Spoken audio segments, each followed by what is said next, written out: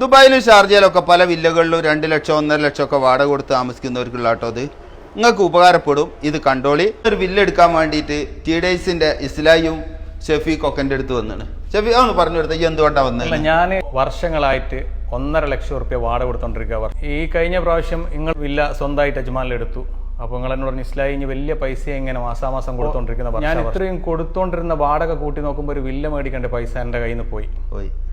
അപ്പോൾ അങ്ങനെ ഇരിക്കുകയാണ് ഷെരീഫ് ക ഞങ്ങളെ പിടിച്ചിതാ ഒരു വില്ലയിൽ കൊണ്ടുവന്ന് നിപ്പിച്ചിക്കാണ്. വില്ല എടുക്കാതെ പറ്റില്ല എന്ന് പറഞ്ഞു. അങ്ങനെ മാഷാ അല്ലാഹ് ഞങ്ങൾ സന്തോഷത്തിന്റെ നിമിഷത്തിലാണ് ഇപ്പോൾ ഉള്ളത്.